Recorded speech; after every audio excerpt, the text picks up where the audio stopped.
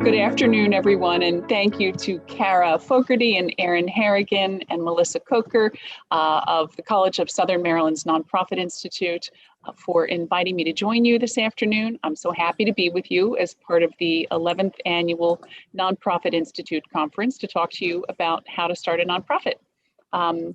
Just a quick note, as a favor to the Institute, when we finish, if you would all be so kind as to send your session feedback and your conference feedback. It's really important to the conference and to the session providers to get that feedback because it helps us deliver better programming as we move forward.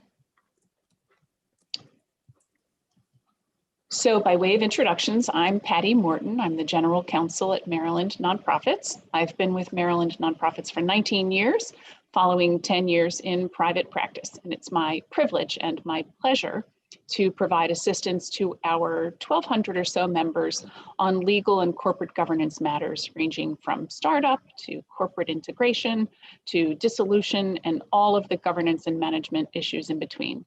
I work with nonprofits in all phases of the corporate life cycle. So as a reminder to those of you who are joining, if you can mute your lines unless you're speaking and type your questions in the chat or Q&A, I'll try to answer as we go along, and we will certainly reserve time at the end for questions and answers. Given the small size of our group, I would love for you to be as conversational as you want. Come on screen, unmute yourself, share your questions as we go along. I'm here for you.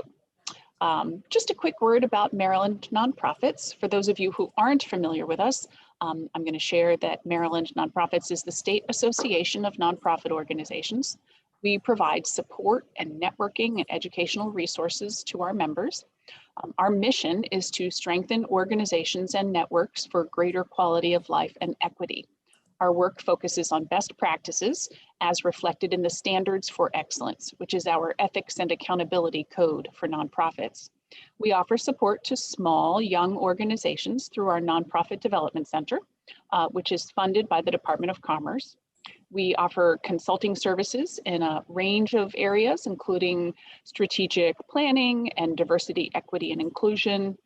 We lead advocacy efforts in Annapolis on issues that affect our members and the sector.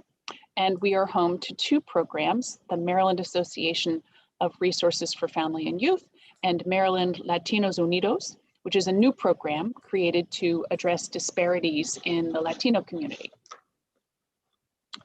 But enough about us. I'd love to figure out a little bit more about those of you who've joined in the room this afternoon. So we're going to do a quick poll to find out who you are and hopefully what you're hoping to learn from this session today. So if we can launch the poll, that would be great.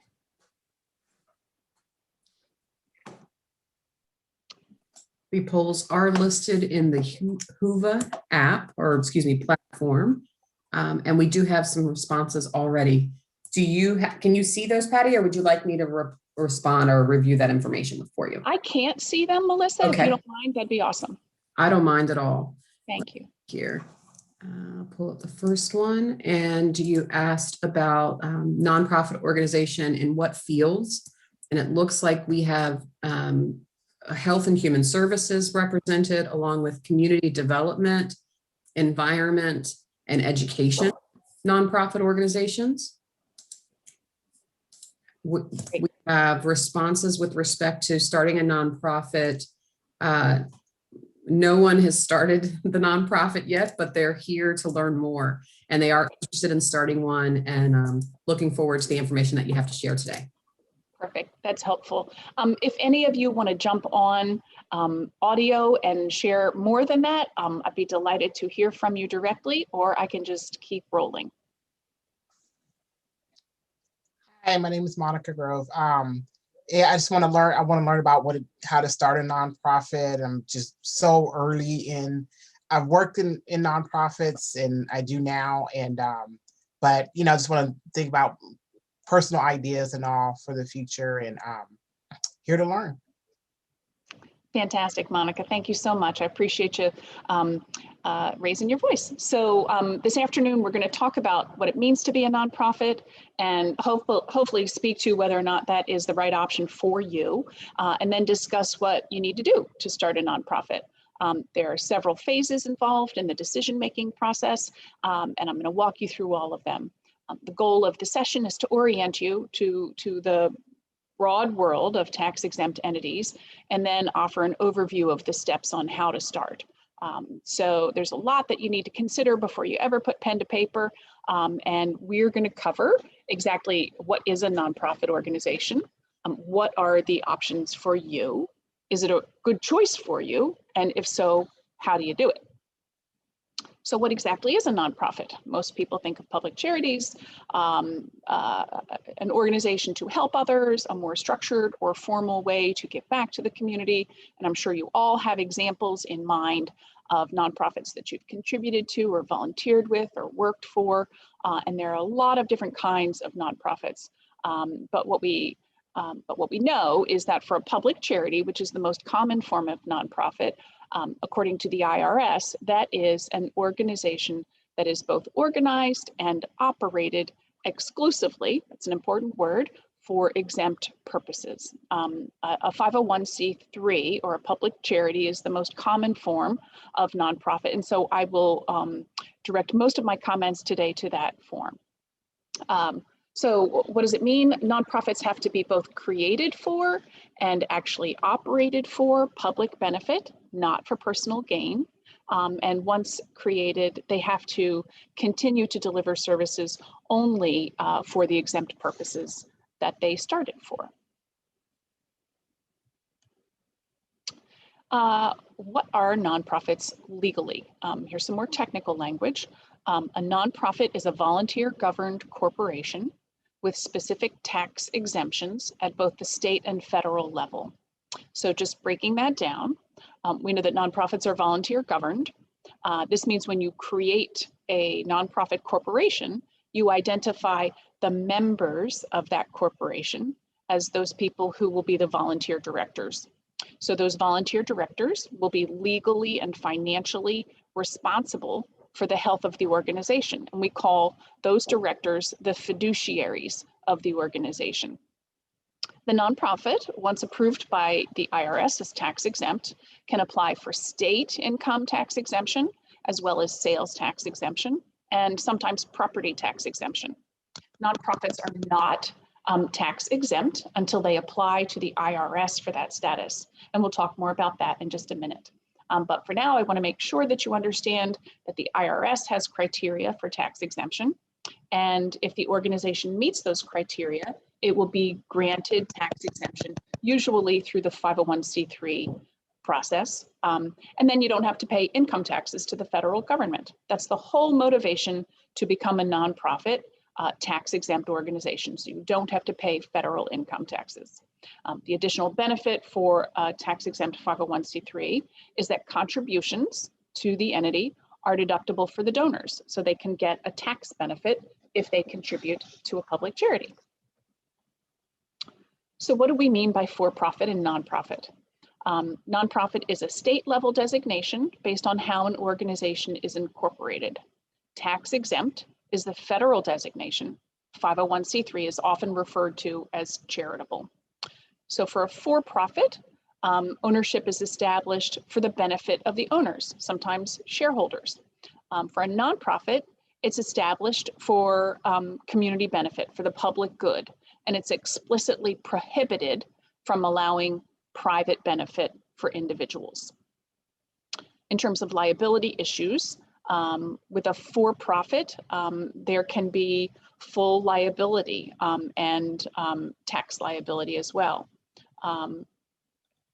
So for nonprofits, boards are protected both by the Maryland Code and by a policy that is written into law that directors and officers are not held liable for the actions of the corporation.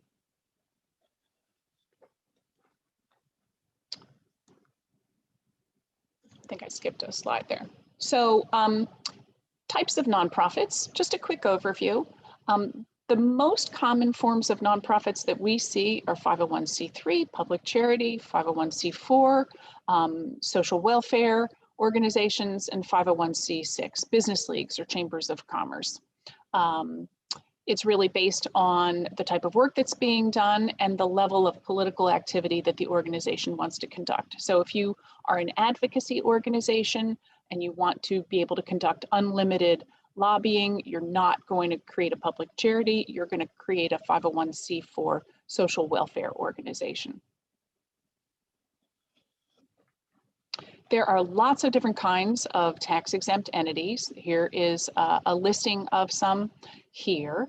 All of them are tax exempt because they benefit the public and are not created for personal income or gain. Again, these are just a listing for you to see the different ways that nonprofits can form and purposes that they may form for.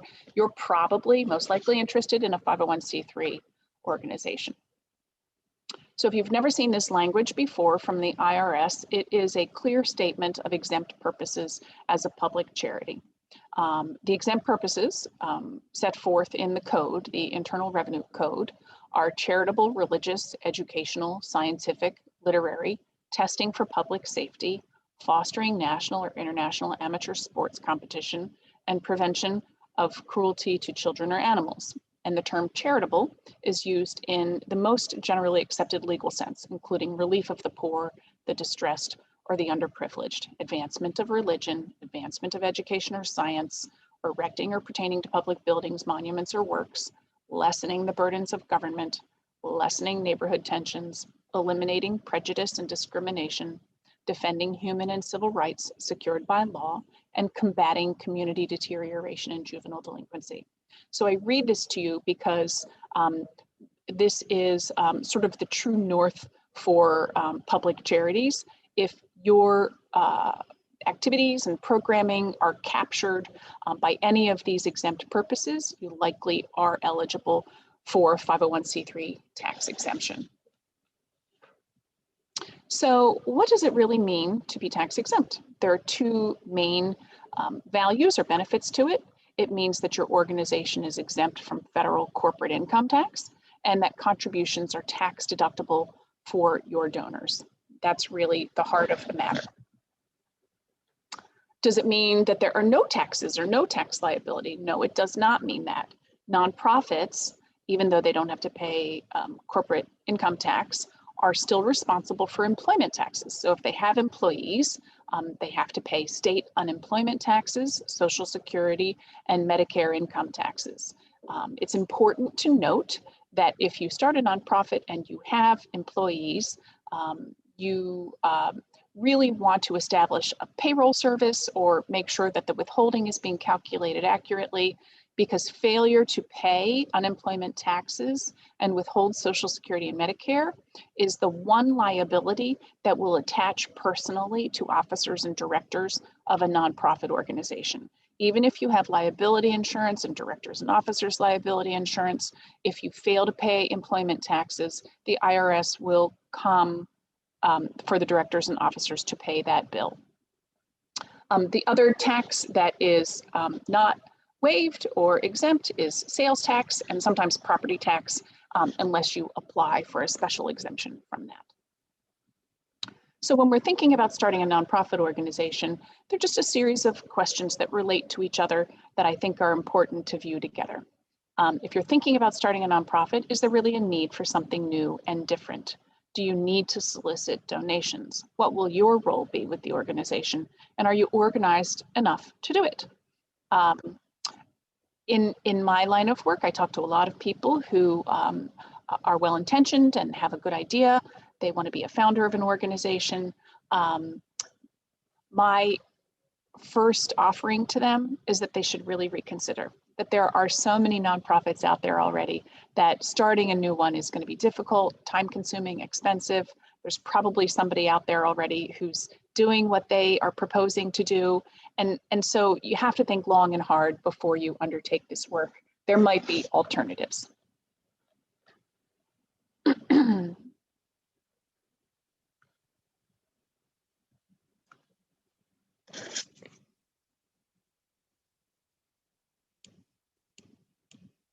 So what are your choices when you're thinking about starting a nonprofit organization?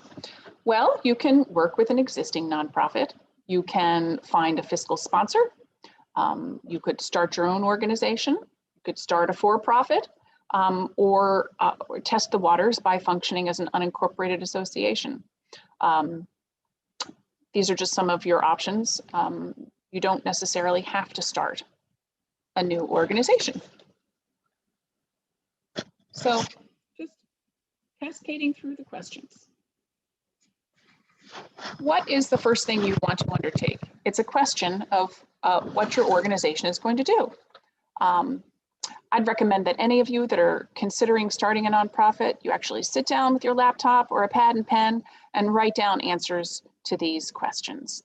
If you do end up starting a nonprofit, you're going to need to answer the questions for yourself and for funders anyway, so might as well use it as part of your exercise. What is, as if you're talking to a funder, what is the need for the new organization? What data do you have to support your statement of need? Have there been any studies conducted? Is there research that you can rely on? Who in the sector have you spoken with? What homework have you done to demonstrate the need? And what are your plans for meeting that need? Do you have a business plan? I've included a model business plan in the documents attached to this session, so please feel free to use it. Have you outlined what your programming is going to look like and what your goals are? And how is what you're going to do different from what others in the community who are already addressing the problem do? How are you uniquely qualified to start or lead such an organization? What are the skills or background that set you apart? And finally, about your activities, can you list the activities that you'll conduct that will qualify as charitable and educational? And are those the only activities that you will conduct? Just a little data reality check. Maryland Nonprofits conducts research to help guide the sector. In our most recent publication called Nonprofits by the Numbers, we collected this data to tell us more about the size of nonprofit organizations in Maryland. Of the more than 32,000 nonprofits that currently exist in the state, about 2/3 of them have revenue below $25,000. Approximately 3/4 of them, or 77% of them, have revenue below $100,000. And almost 83% of the nonprofits in the state of Maryland have annual revenue below $250,000. This means that the overwhelming majority of organizations are operating with relatively modest budgets. And that's just important for you to know so you can understand the landscape that you might be joining. Fundraising is tough and there will be competition. So a little more data for you, just to help you answer the question, is there a need for your new organization? Nonprofits are incorporating at a rate of about 75 per month. That's between 900 and 1,000 a year. As I mentioned, there are more than 32,000 nonprofits currently registered in the state of Maryland. So as you're thinking about whether or not you want to start an organization, really consider who are your competitors and your potential partners. How are you different? Where do you fit in? Is there a way that you can accomplish your goals without setting up a new organization? Also, in the last 15 years, about 50% of organizations that have started up have ended up dissolving within about 3 or 4 years. That's hard to swallow.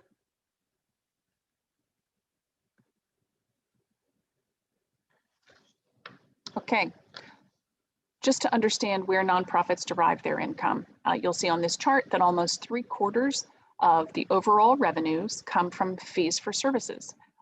That is a surprise to most people. It's a combination of fees for services to the private sector as well as government. And that means that the nonprofit is setting up to provide a service and they are charging for it, not just giving things away.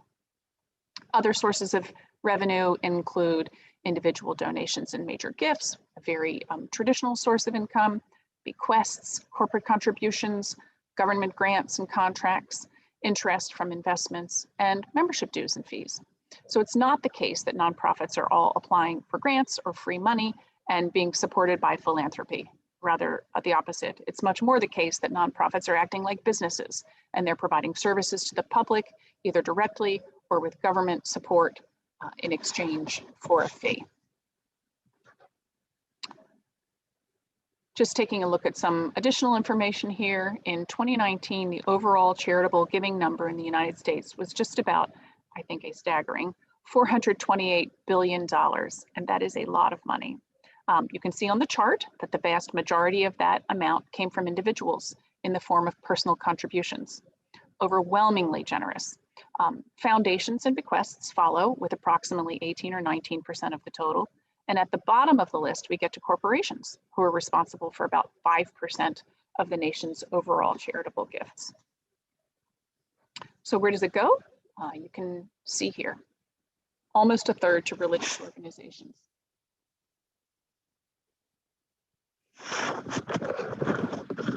All right. Still thinking that a nonprofit is right for you? Here's what I call the founder's dilemma. When you are considering starting a nonprofit organization, you have to determine what your role with the organization will be. Will it be with governance or will it be with management? So governance is the side of a nonprofit that is the board of directors. They have control, they get to vote, they make decisions about the higher level, bigger thinking issues, mission, vision, direction, programs to include. But those folks, the board of directors, who are generally, for a startup, 5 or 7 unrelated individuals, are volunteers. They get to vote, but they don't get paid. And these folks have a fiduciary duty, which basically is the legal and financial oversight for the organization. They hire and fire the executive, who could be your CEO or executive director or whatever title you want to give the highest paid staff person. And the board provides financial oversight.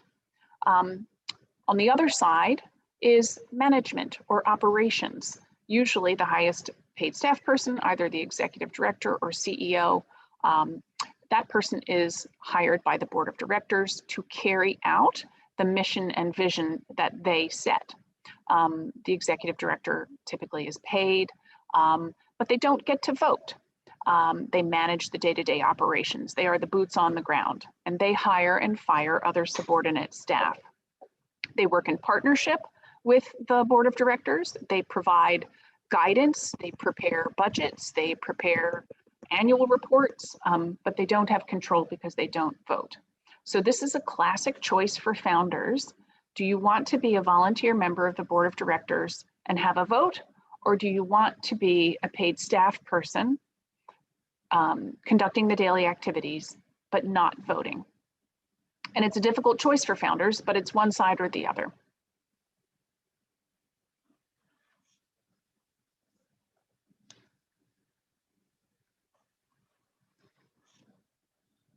Okay, so if you are still interested in starting a nonprofit, there are some things that you likely will need to develop when you're answering the questions that we've been talking about. Maybe you want to formulate a needs assessment. Maybe you're going to develop a board recruitment strategy, a strategic plan, program planning, a draft budget, marketing planning, an evaluation plan, an implementation plan, fundraising plan. You want to have a blueprint or an outline for the business that you're going to start to set yourself up for success. Some founders decide that they're going to test the waters by functioning for a couple months, maybe 6 months before incorporating and before applying for tax exemption.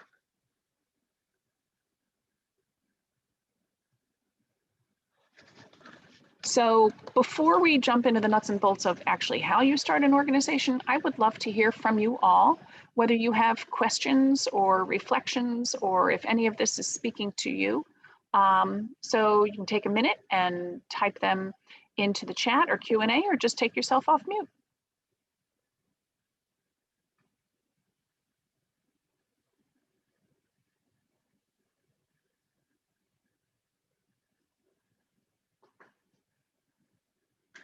Okay, no questions? Yes, I'm sorry, I can't see the chat box. My name is Marquita. I have a question. Like, I've been having like a dilemma for the past several months. I had finally like completed my business plan during the pandemic.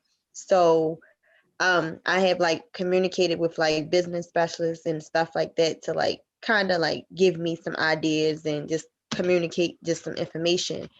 And I'm having a dilemma because like I try to think of different ways where I know with a nonprofit you can't do for-profit things without, well, you can't pay the staff, but you can't have like for-profit type of activities going on with a nonprofit.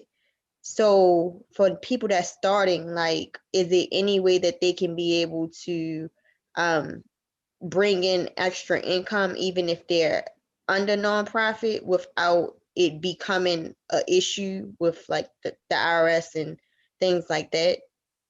So Marquita, let me make sure I'm understanding your question. You absolutely can have income for the nonprofit organization. It should relate to your charitable and educational purposes. But if you're struggling to support the nonprofit activities, either through contributions from the public or fees for service related to your charitable activities, you can conduct some unrelated business in order to make money for the nonprofit. But I want to go back to the first part of what you said, which was your take that nonprofits can't make money, which is not true. So did I misunderstand you? No, you understood me correctly. That's why I say I'm trying to get clarification, because like you hear different information and me, not even, registered or anything through the state of Maryland yet with my business name and tax ID. I'm just trying to just get as much information as possible, because before I really started focusing on my business plan, I had the mindset that, oh, I'm gonna have a nonprofit, I'm gonna pay my board members, I'm gonna pay my staff. And then I discovered that, oh, board members don't get paid. So just those types of things. So I'm just saying, like, to keep things, from getting kind of crazy, I'm trying to get a understanding and idea as to how that works. Excellent. Thank you, Marquita. I really appreciate the question. So that's what we were talking about just a minute ago. That's absolutely correct that board members should not be paid. They are the volunteer directors of the nonprofit, and it's their job as volunteers to commit time and energy without any promise of compensation for the good of the organization. So they can hire staff.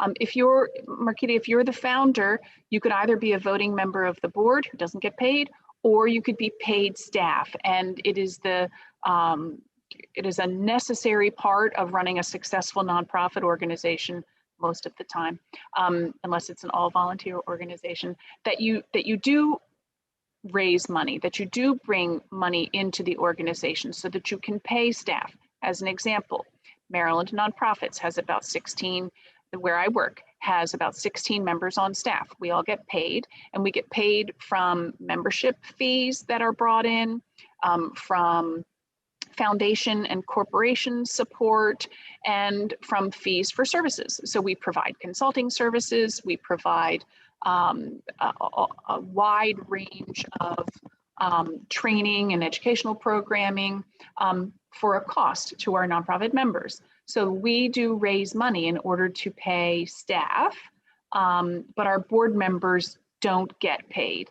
And we have a collection of sort of best practices guidelines called the Standards for Excellence. So if you're interested in starting a nonprofit and you absolutely want to know the best way to do things, we can help you understand exactly what is acceptable for nonprofits to do and what is not acceptable for nonprofits to do.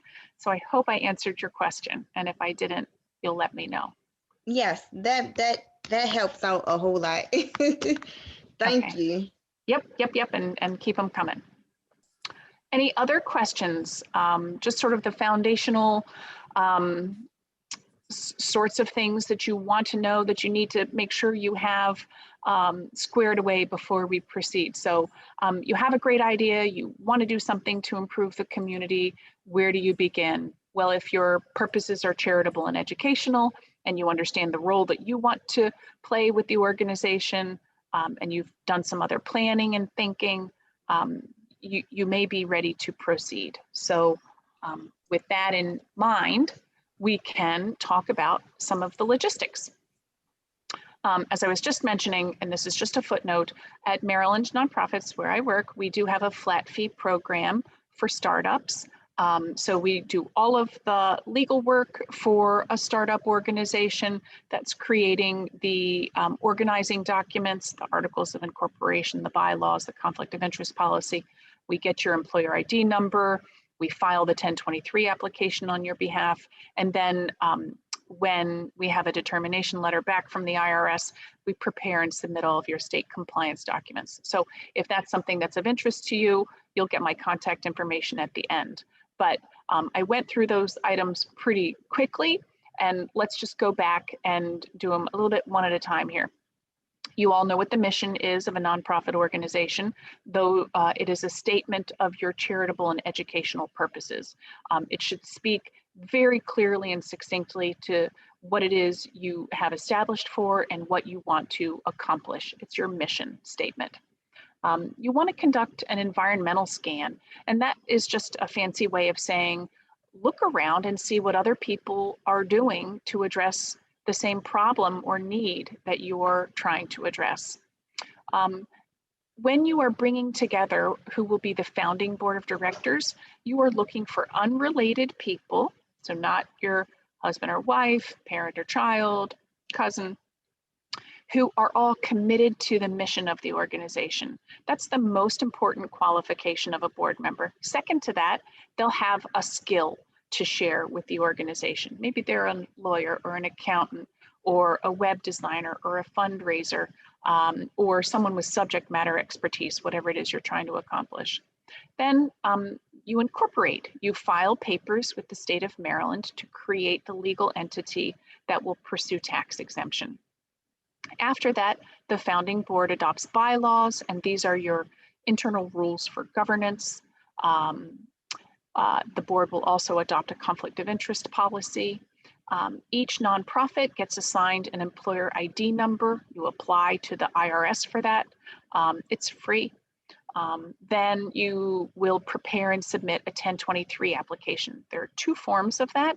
There's the 1023 EZ application and the long form, and you decide which one you're going to file based on how much you think your organization is going to raise in the first couple of years of operation. And then after you hear back from the IRS, hopefully with good news that you have received tax exemption from them, you would submit state compliance documents. And we'll talk a little bit more about that later. Patty? Yeah. Question in the chat. Yes. You mentioned that there are, I believe you said 32,000 nonprofits. The question is there a list of Maryland nonprofits by region and category prior to completing this portion of the process? So the IRS maintains a database that is searchable by any member of the public. It's a little tricky to find, but it's on their website. I'm happy to give my email address, and somebody can email me, and I can help them find that listing. So you can search the IRS database, filtering by state. Okay, thank you so much. Yeah, absolutely. Okay, what is a mission statement? A nonprofit should have a mission statement that is a clear and formal statement of the organization's purpose as defined and approved by the board of directors. The organization's activities should be consistent with its stated purpose. So this is what you are going to hold out to the public as why you exist. You should look at it every couple of years, make sure that it still reflects the essence of your programming and activities and who you want to be. So your environmental scan, how are you going to identify other organizations in the state and in your program's geographic area that are doing what you want to do? You need to research your mission, impact, and funding sources. You're going to review organizing documents and 990s.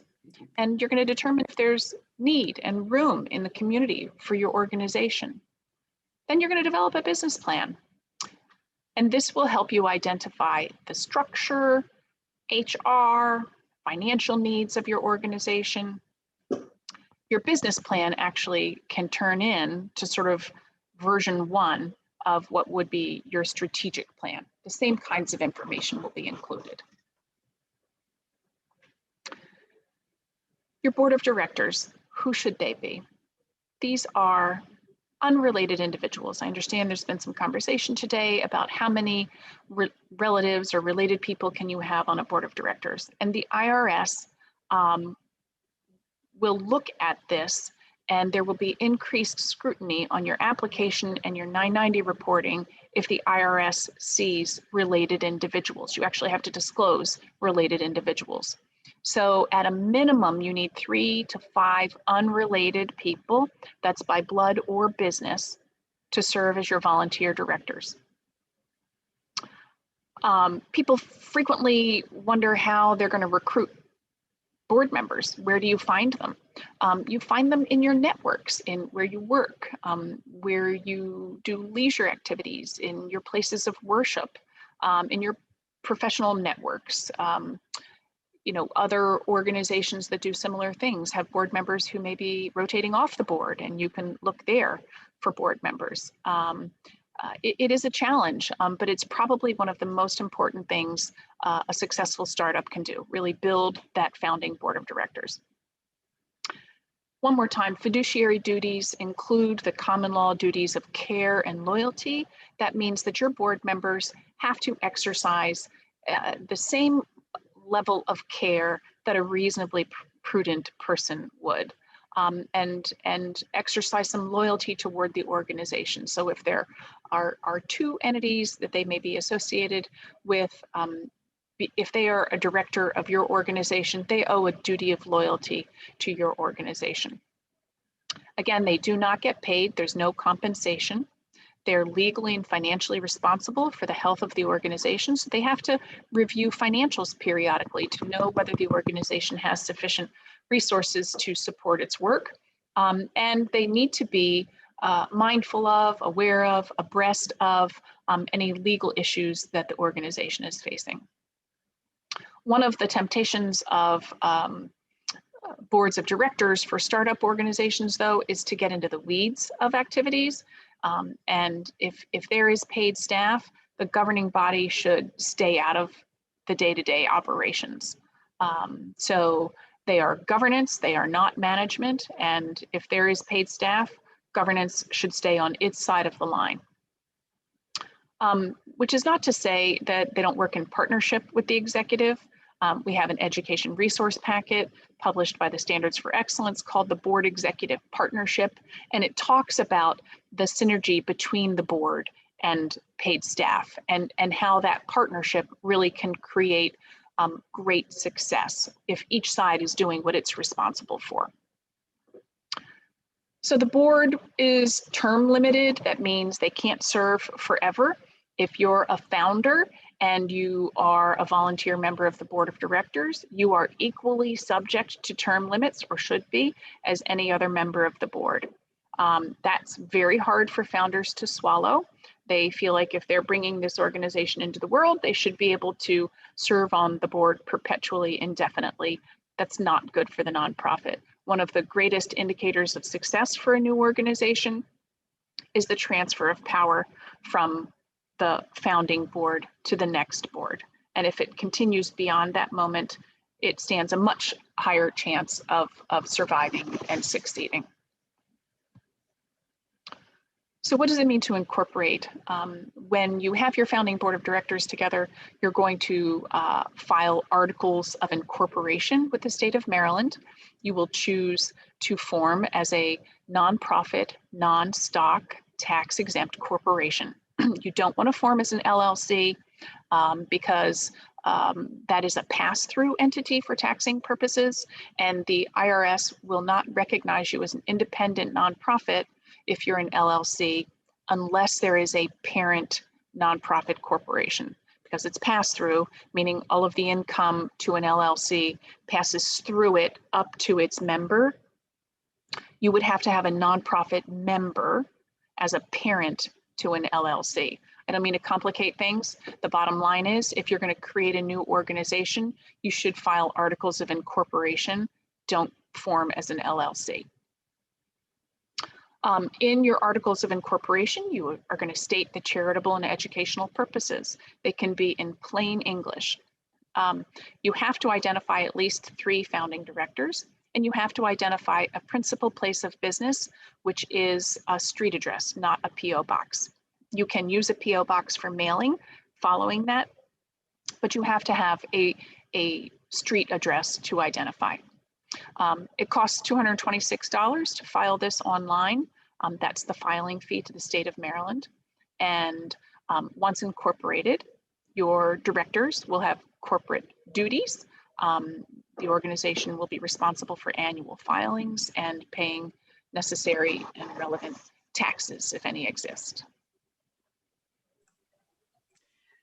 Patty, this is Anita Grant. Can you repeat that again about the not incorporating into an LLC? Yeah, for sure, Anita. Thanks for the question. So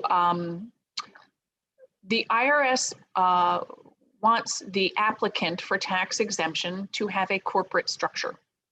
When you go to the State Department of Assessments and Taxation and you're going down through the list of ways that you can create a legal entity, one of them is as an LLC or a limited liability company. I'm recommending that you not choose that because an LLC is a pass-through entity for taxing purposes. So let's just say you're a business person and you own a bunch of properties. You probably will own each property as an LLC because it limits the liability to that one entity, that one LLC.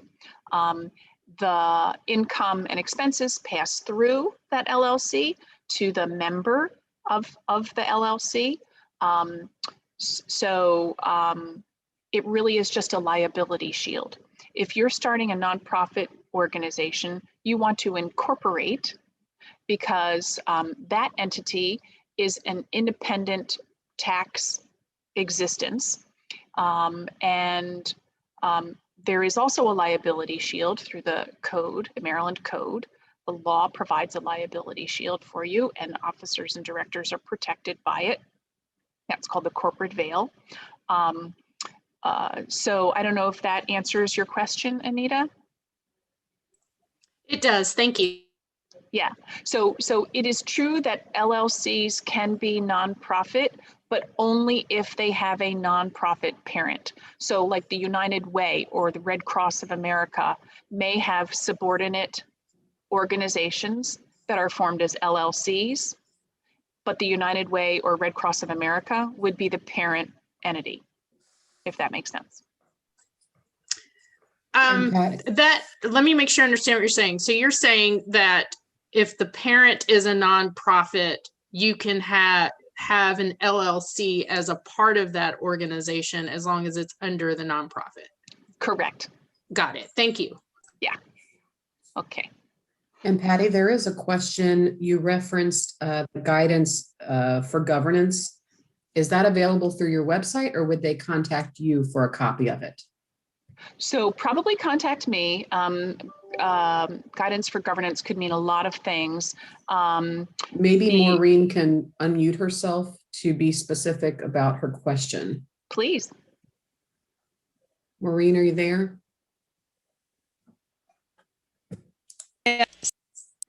Trying to find the mute button.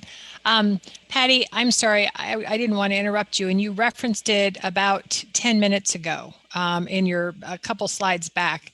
You said something about a guidance document, and so I wrote it down quickly in the chat.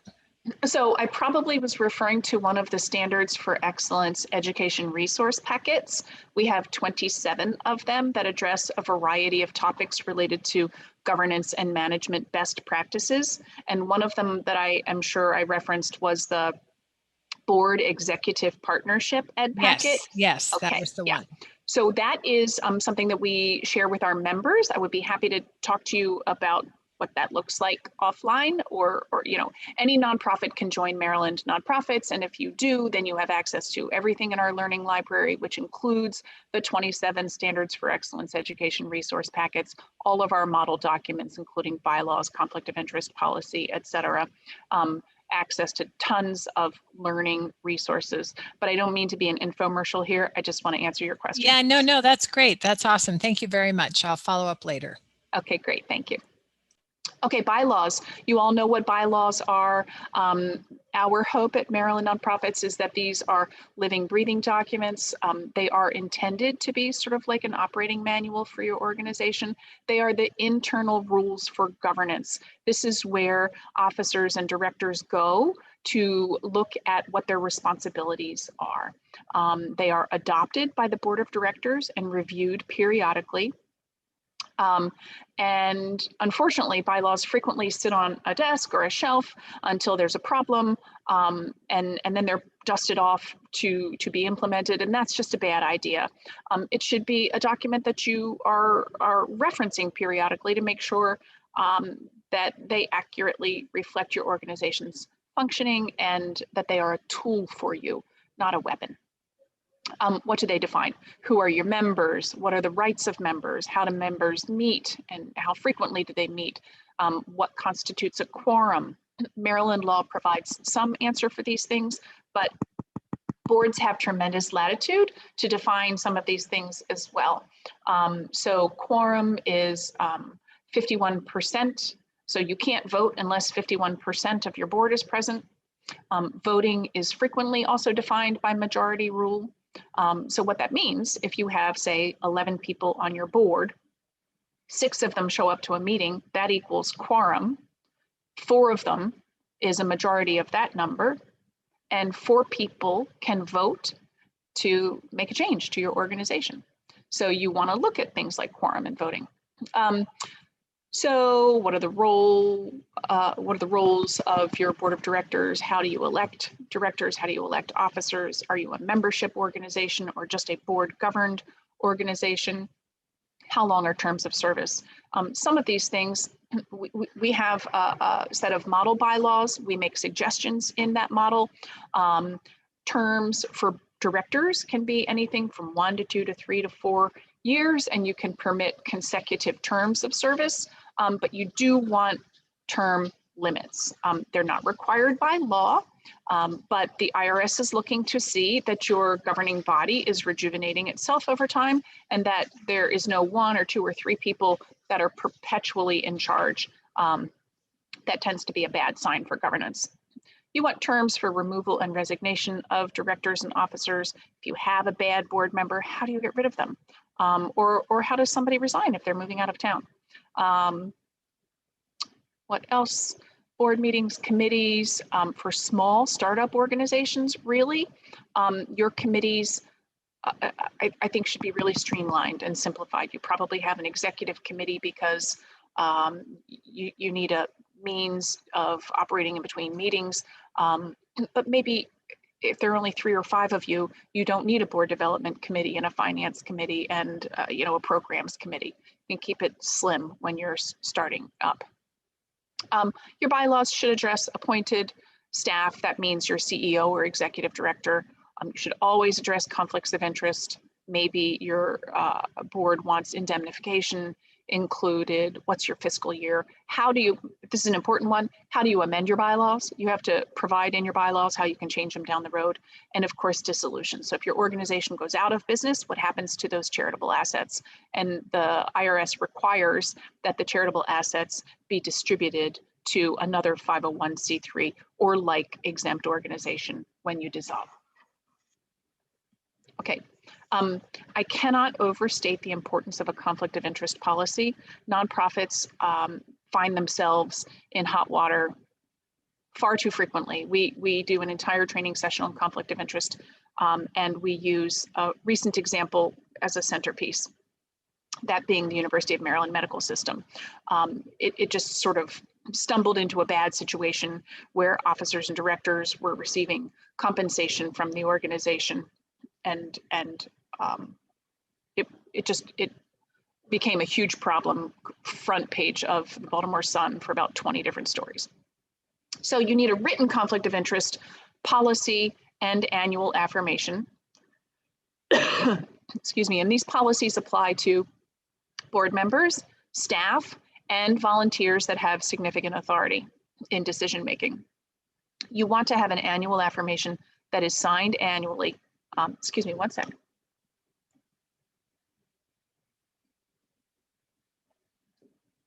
I'm just talking and talking, need a little water. So that you have transparency, that people who are affiliated with your organization are not experiencing personal financial gain, which is strictly forbidden by the IRS. So people who are associated with the organization on a volunteer level, board members and volunteers cannot have personal financial gain. If you're a staff member, of course, you're getting paid by the organization, but the conflict of interest policy is designed to find out if there are any other interested party transactions, like do you have, I don't know, a side business, and are you providing service related to that side business to the organization in exchange for cash? That's something that would be reflected in your conflict of interest annual affirmation. So we're looking to understand who's an interested party and who's a disinterested party. Interested parties are insiders, and disinterested parties are on the outside of a decision. When there is an apparent conflict of interest on the board, there are a series of steps to follow. First of all, you have to disclose the conflict to the board. Let them know that there is a situation where an interested party has a conflict. That person will recuse him or herself from any further conversation or decision-making related to the conflict. Excuse me, the disinterested members of the board will discuss and vote about the proper way to resolve the conflict. It may be that it is in the organization's best interest to engage with that board member or interested party. And as long as you can demonstrate that the board member or interested party hasn't participated in the discussion or decision, and that there are good reasons why the board wants to engage with that person, it can be permissible for the board to hire a board member to provide a particular service. And how would you support that decision? Well, maybe the board member is prepared to provide a service so far below cost that it would be foolish for the organization not to take you up on it. Maybe they have a unique skill set, or there may just be other reasons why it's in the organization's best interest to go through with the transaction. But you have to demonstrate that the conflict was disclosed, that the interested party didn't participate in the discussion or decision, that the decision was recorded in writing, and that there were good reasons why the board made its decision. And you're gonna keep records in the minutes of the board meeting where it was discussed, just to make sure you're completely transparent about it. We talked about this briefly before. It's a form that's familiar to many of you. After the corporation forms and it adopts its organizing documents, it will file the articles with the state and then get an employer ID number. This is like the organization's social security number. And it is the number that the IRS will associate with the entity. So this is just what the form looks like. It's administrative. Some person will have to share their social security number with the IRS in order for the IRS to assign an employer ID number to the organization. It's usually the founder that does that. Then we get to the 1023 application, which is formally called the application for recognition of exemption under section 501c3 of the Internal Revenue 3. There are two forms of it. There's the short form, also called the 1023-EZ application. It's for organizations that anticipate gross receipts below $50,000 in each of its first 3 years. It is an online form. It is self-effecting, meaning you don't have to provide any supporting documents with it. You just provide the information that is asked for, check the boxes, and submit it online. The IRS evaluates it based on the signature of the applicant, assuming that what you have offered is true. That's called the streamlined or 1023 easy application. It's less expensive to file, and you typically get a determination letter back in about 30 or 60 days. Although I will say the IRS is running really slowly right now. The second option is the long form 1023 application, and there are a bunch of different sections. It is, a 15-page document with schedules attached, and it asks for much more detailed information, and you have to provide supporting documentation. So you need to attach to it the articles of incorporation that you filed with the state, including proof that they accepted it. You have to attach signed bylaws. You have to attest that you've adopted a conflict of interest policy. You need to provide at least 3 years of financial data, which are projections, for the 3 years to come. You need to provide a narrative description of activities, telling the IRS, the who, what, when, where, how of your programming. And they want much more information about your board of directors and how that board of directors are going to avoid any conflict arrangements. So the IRS says it takes about 100 hours for a person who's never prepared it before to research and prepare the long form application. And again, for organizations that you may know of that are interested and who think they're going to need to file the long form, I would offer a conversation with them. I think our flat fee program is a really great deal for startups. We do it all the time and really efficiently. So there are questions in the application that you can answer wrong, and they're in IRS language. And even if you're just going to DIY, do it on your own, do it yourself, the application, feel free to reach out to me. I'm happy to answer a question or two just to make sure you don't file it with the wrong answer and have to go backwards.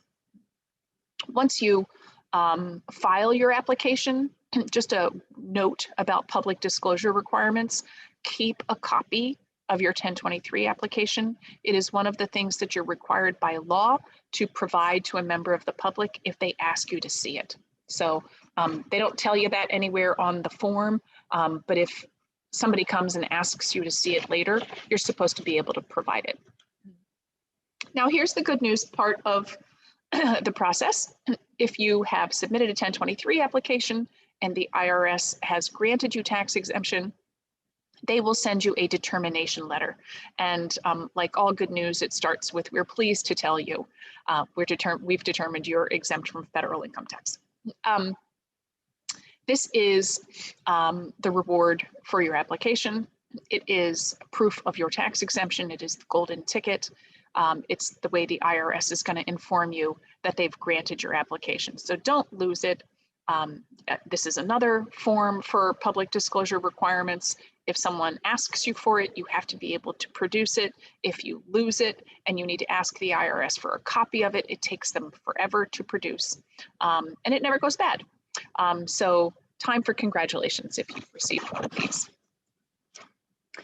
Then, after you receive that determination letter, it's on to the state compliance documents. It feels like you're never quite finished. After you have tax exemption from the IRS and you want to start fundraising, you need to communicate with the state of Maryland to let them know you're going to fundraise. So you file what's called a charitable solicitation registration. I am going to step on the gas because we don't have a lot of time left. Along with that registration form, which is also called the Core 92, if you have not yet filed a Form 990, you need to file the alternative to it, which is called a COF 85. It's just an abbreviated form where you provide information about income and expenses, and it supports your registration form. State income tax exemption, while it will automatically be granted to you if you ask for it and you have a determination letter from the IRS, you still have to ask for it. It's a simple letter that you send to the Comptroller of Maryland, and then they will send you a state tax exemption letter back. Sales and use tax exemption gives nonprofits the ability to purchase things without paying 6% sales tax. So it's just a benefit to your nonprofit. You don't have to apply for it, but you should, because why would you pay tax when you don't have to? And each of these 3 state compliance filings has the requirement of being supported by documents to attach. So the determination letter, your articles, bylaws, a financial statement. And for the sales and use tax exemption application, 2 directors will have to provide their social security numbers. All right, continuing compliance on an annual basis. Once you have your tax exemption and you are fully compliant with the state and you're cruising along with your charitable and educational activities, every year you have to file, excuse me, an annual return to the IRS. It's going to be some form of a 990. If your gross receipts are below $50,000, you can file the e-postcard or the 990N. It is super, super easy to do. Name, address, click the box that says we made less than $50,000 last year. When you get into the world of the 990EZ or the long form, you may want to engage an accountant, or if you have a really good bookkeeper and your books are simple, they probably can do it. You also have to file with the State Department of Assessments and Taxation an annual report. Same kind of thing. It's financial information that the state requires you to file annually so that your charter remains vibrant. If you don't file the 990 with the IRS for 3 consecutive years, they will automatically revoke your tax exemption. If you don't file your annual report with the state for 3 years, they will automatically revoke your corporate charter. You want to avoid both of those things. You also have to file an annual update for your charitable solicitations. Okay, quick infomercial about how to join Maryland nonprofits or get help from us for startup assistance. Here are some of the services that we offer, and I'm going to just share my contact information with you all, and now invite your questions about any part of what we've been talking about.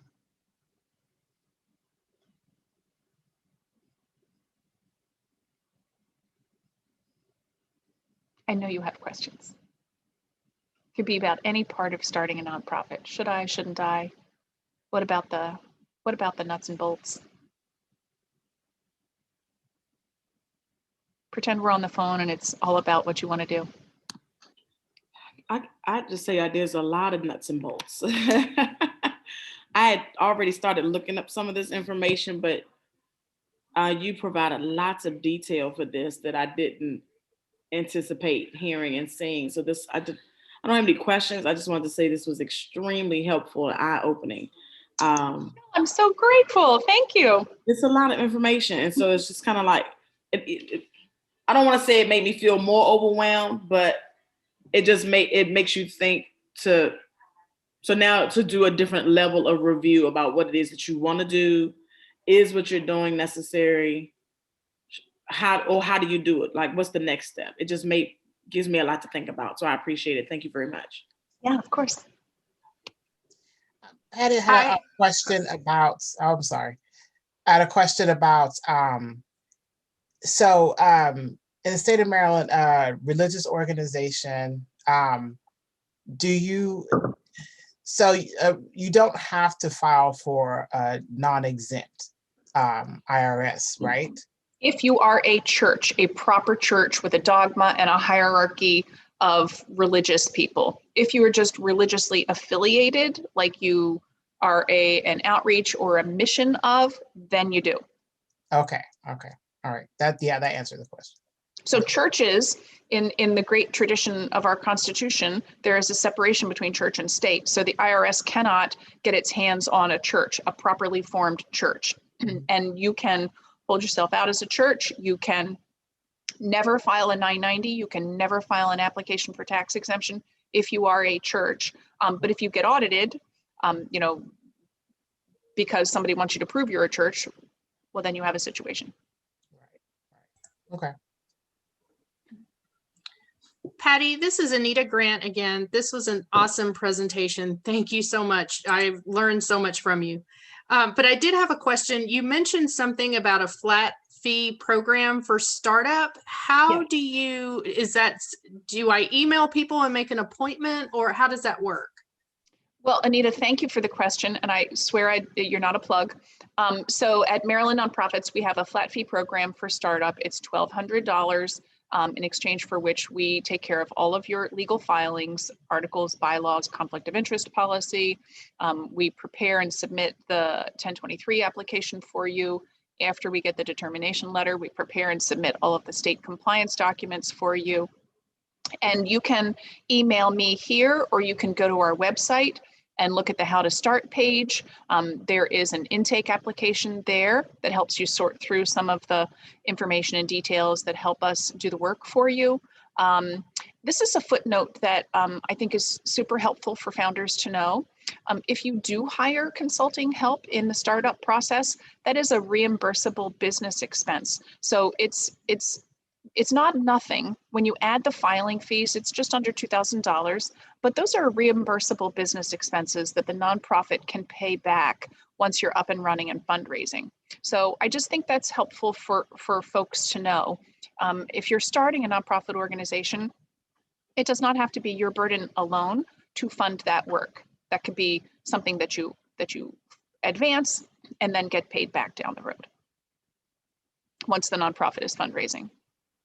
Okay, thank you. That's well worth $1,200. Thank you. Yeah.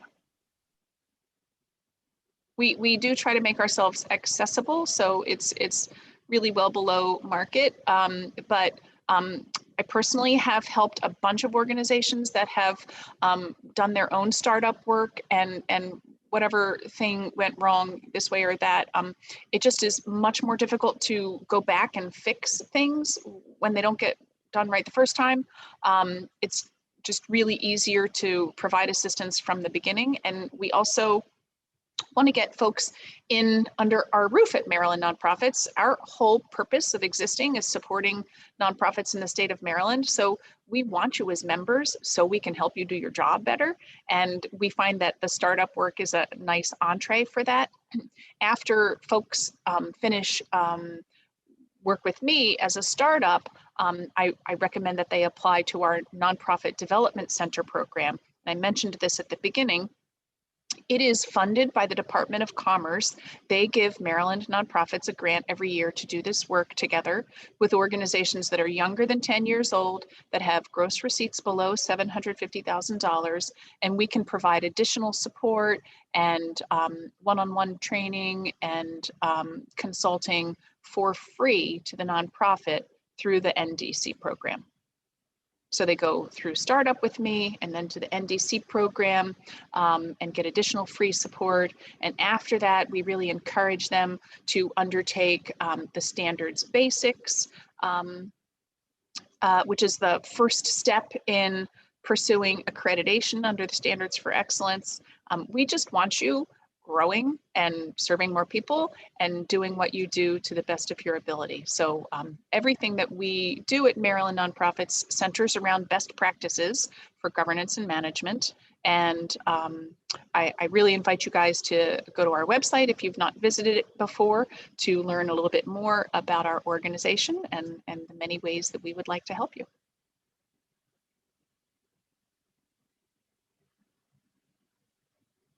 And I invite you all, please take down my email address. Feel free to email me your questions about how to start or how to grow or how to build a board or whatever it is. We really do enjoy hearing from you.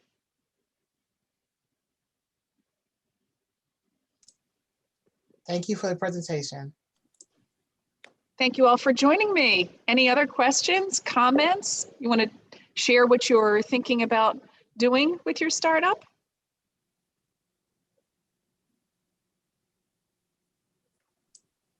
I'm thinking about finding what people are already doing and joining it. Well, that is really wise, Monica, and we didn't talk much about it. But fiscal sponsorship is a real option to consider. If you have some of the pieces in place to start a nonprofit, but you're just not sure that it's going to be a perpetual going concern, and you can find an organization that has a compatible mission or even an overlapping mission, it's possible that that organization would be prepared to be your fiscal sponsor. And in that relationship, they extend the use of their 501c3 or their tax exemption to the project or program, which would be you, in exchange for a modest admin fee.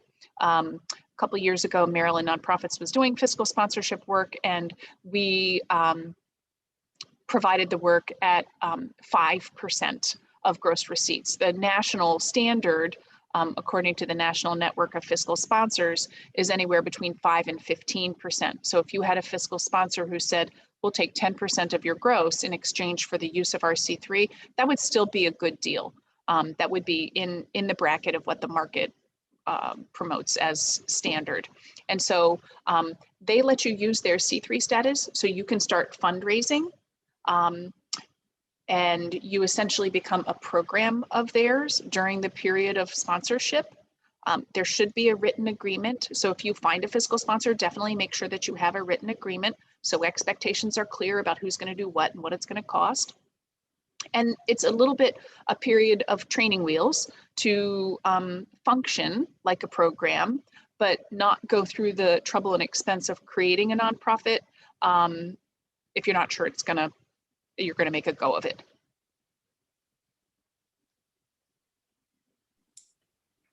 Patty, is there a searchable resource for fiscal sponsors, or are you looking for the agency that has similar goals, mission, values, that type of thing for your intended purpose?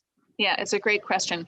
There is the National Network of Fiscal Sponsors, nnfs.org, and I think they've got a searchable state by state directory. I have found that it doesn't necessarily reflect reality. And there are two organizations in the Baltimore area that have historically provided this service, both of which are, one is in the midst of a leadership transition, and the other, I think, is oversubscribed. So I don't know that they're taking more applicants, but I would be happy to talk to somebody about that offline as well. There are national programs that provide fiscal sponsorship work. So like Fractured Atlas out of New York is one of them. I would be happy to undertake that research with whoever's interested in that, because it's a resource that we need to be able to answer better.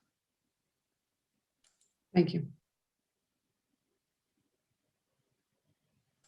There are no further questions in the Q&A or chat. I would like to remind participants to complete the surveys for the session as well as the conference. Any other questions for Patty while she's here? She's a great resource, so we definitely can ask her any questions. Yes, I have another question. It's in regards to you speaking upon like doing the research on particularly the area that you want to service. What would be your recommendation as far as like the information or the research particularly that you would grasp to be able to support your mission as to like why you stand strong behind that community or that population that you're trying to service? Well, thank you for the question. It's a really good one.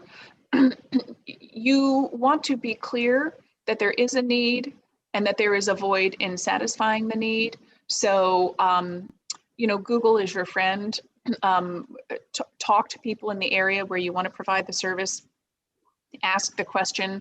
Maybe there's a community foundation in your area or associations of nonprofits that you could approach. I think the College of Southern Maryland, their nonprofit institute is a great resource as well. Just reach out. People in the sector know about organizations frequently. So your question is how to ensure that there is a need and that you can meet it. You need to look around in the community and see that you can demonstrate both that people need what you're offering and that no one else out there is doing it already. Or if they're doing it, they're not doing it well enough or the way that you would do it. Okay. What we know is there's a lot of need. There are just a lot of people who need support and public services.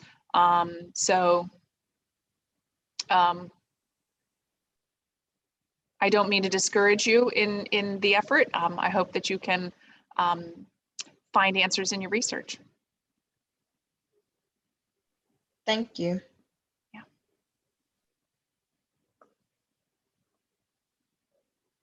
All right, Erin, Melissa, any other questions? No, we did get some great feedback in the chat. That was awesome. Thanks, Patty. So it sounds like everyone really enjoyed the session. Thank you very much for being here with us today. We greatly appreciate it. Well, it has been my pleasure, and I appreciate your questions and your engagement, and I hope you enjoyed the rest of the conference, and I'll look forward to hearing from you if any of you have any follow-up questions, and I hope you enjoy the rest of your day.